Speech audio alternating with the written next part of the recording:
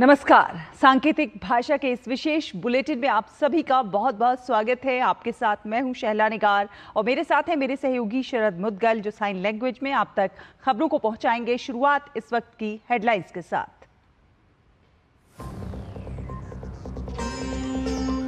संसद के बजट सत्र का आज तीसरा दिन। दोनों सदनों में शुरू होगी आम बजट समेत जम्मू कश्मीर के लिए पेश किए गए बजट पर चर्चा। वहीं विपक्ष भी अपनी रणनीति के साथ तैयार।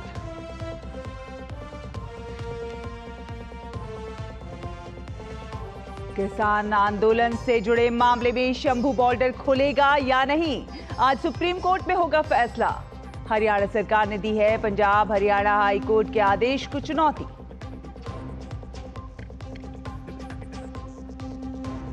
कई राज्यों में मूसलाधार मानसून का दौर।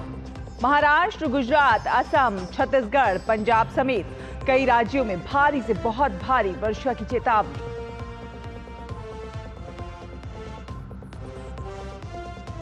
ब्रिटेन के विदेश मंत्री डेविड लैमी आज से 2 दिन के भारत दौरे पर। समकक्ष विदेश मंत्री डॉक्टर एस जयशंकर से कुछ महत्वपूर्ण विषयों पर करेंगे बातचीत।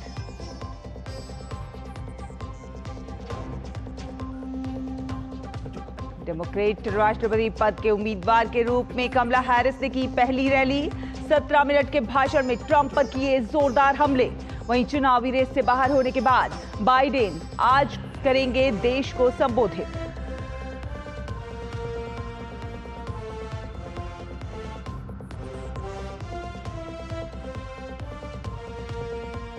और भारत ने महिला T20 एशिया कप के सेमीफाइनल में बनाई जगह। अंतिम ग्रुप मुकाबले में नेपाल को 82 रन से हराकर जीत की हैट्रिक।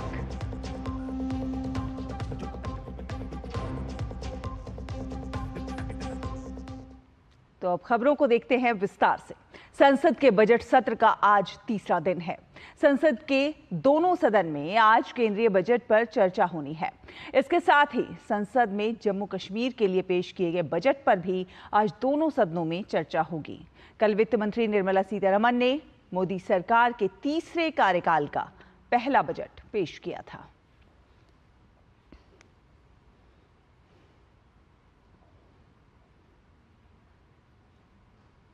प्रधानमंत्री नरेंद्र मोदी ने 2024-25 के लिए पेश किए गए केंद्रीय बजट रोजगार का सृजन करने वाला बजट बताया है। उन्होंने कहा कि ये बजट भारत को दुनिया की तीसरी आर्थिक ताकत बनाने में मदद करेगा। इस बजट में विकास की 9 प्राथमिकताएं रेखांकित की गई हैं। मोदी सरकार के इस बजट में वित्त मंत्री निर्मला सीतारमण ने कई बड़े ऐलान किए हैं। उन्होंने बजट में युवाओं के कौशल विकास और रोजगार सृजन को प्रोत्साहन देने के लिए नई योजनाओं का ऐलान किया। बिहार, झारखंड, पश्चिम बंगाल, ओडिशा और आंध्र प्रदेश जैसे पूर्व के राज्यों के विकास के लिए पूर्वोदय स्कीम की घोषणा की गई है।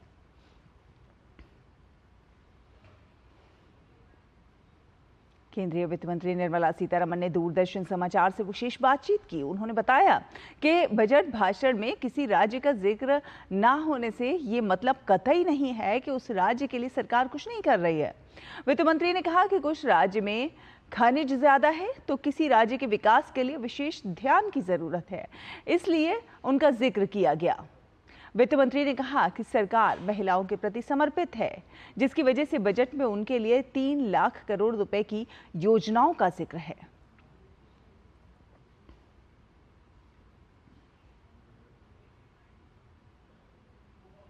हरियाणा और पंजाब के बीच स्थित शंभू बॉर्डर को लेकर आज सुप्रीम कोर्ट में सुनवाई है। कोर्ट आज फैसला करेगी कि किसान आंदोलन से जुड़े मामले में शंभू बॉर्डर खुलेगा या नहीं। इससे पहले कोर्ट ने हरियाणा सरकार को बैरिकेडिंग हटाने का आदेश दिया था, जिसके बाद हरियाणा सरकार ने पंजाब हरियाणा हाई कोर्ट के आदेश को चुनौती दी।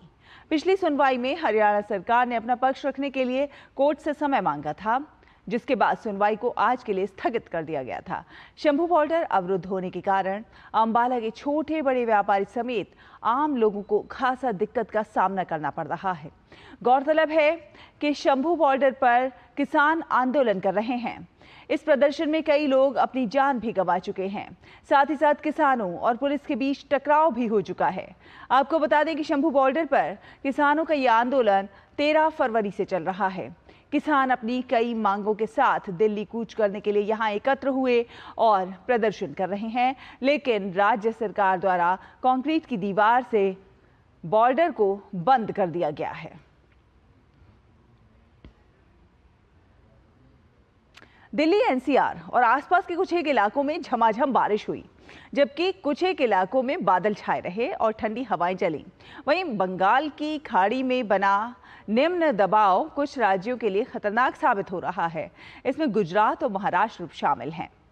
मौसम विभाग ने अगले 48 घंटों के दौरान गुजरात, कोंकण और गोवा और महाराष्ट्र में कुछ एक स्थानों पर तेज वर्षा का अनुमान व्यक्त किया है। गंगा के मैदानी भागों में भी अगले 2 दिनों में बारिश का प्रसार बढ़ने का अनुमान है। उत्तर पश्चिमी भारत में हिमाचल प्रदेश, उत्तराखंड, राजस्थान, हरियाणा, चंडीगढ़ और दिल्ली, पंजाब और पश्चिमी उत्तर प्रदेश में अगले 5 दिनों में सामान्य वर्षा होने की संभावना जताई गई है। इस बीच मौसम विभाग ने पंजाब, हरियाणा, चंडीगढ़, दिल्ली में अगले 2 दिनों में तापमान सामान्य से अधिक रहने की आशंका जताई है।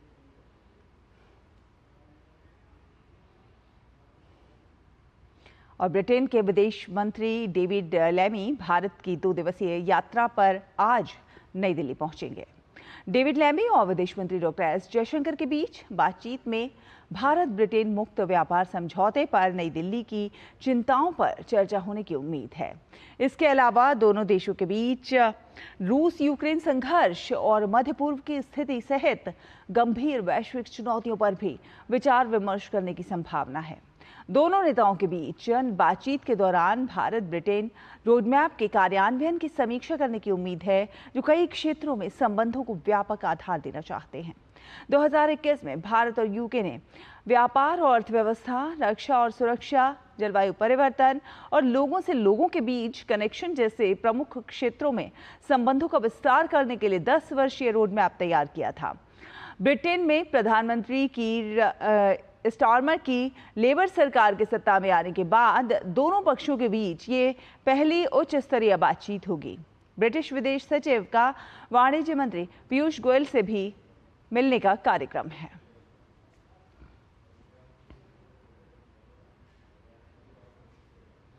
और अमेरिका का राष्ट्रपति चुनाव इन दिनों सुर्खियों में बना हुआ है। डेमोक्रेटिक राष्ट्रपति पद के उम्मीदवार के रूप में कमला हैरिस ने पहली रैली की।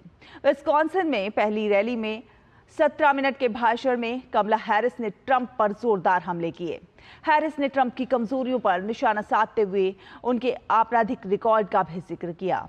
उन्होंने प्रजनन अधिकारों के प्रति अपनी प्रतिबद्धता भी दोहराई। साथ ही साथ उन्होंने कहा कि 2024 का राष्ट्रपति चुनाव स्वतंत्रता और अराजकता के बीच विकल्प होगा। 21 जुलाई को राष्ट्रपति जो बाइडेन ने खुद को राष्ट्रपति की दौड़ से अलग कर लिया था और कमला हैरिस का डेमोक्रेटिक पार्टी के उम्मीदवार के रूप में समर्थन किया। वहीं चुनावी रेस से बाहर होने के बाद जो बाइडेन आज देश को संबोधित करेंगे। सोशल मीडिया प्लेटफॉर्म एक्स पर बाइडेन ने लिखा कि वो आज शाम 8 बजे राष्ट्र को संबोधित करने वाले हैं। इसमें वो बताएंगे कि आने वाले दिनों में उनकी क्या भूमिका रहने वाली है।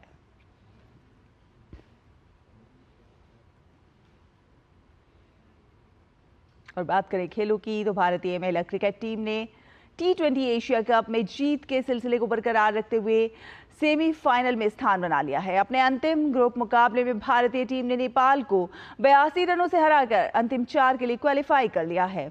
भारत की ये लगातार तीसरी जीत है। भारत ने टॉस जीतकर पहले बल्लेबाजी का फैसला किया और 20 ओवर में 3 विकेट पर 178 रन बनाए। जवाब में नेपाल 20 ओवर में 9 विकेट पर 96 रन ही बना सकी। भारत के लिए दीप्ति शर्मा ने सर्वाधिक 3 विकेट लिए। इससे पहले शेफाली वर्मा ने टूर्नामेंट का अपना दूसरा अर्धशतक लगाते हुए 48 गेंदों में 81 रनों की पारी खेली। वहीं हेमलता ने 47 रन का योगदान दिया। जयमिमा 28 रन बनाकर नाबाद रहीं।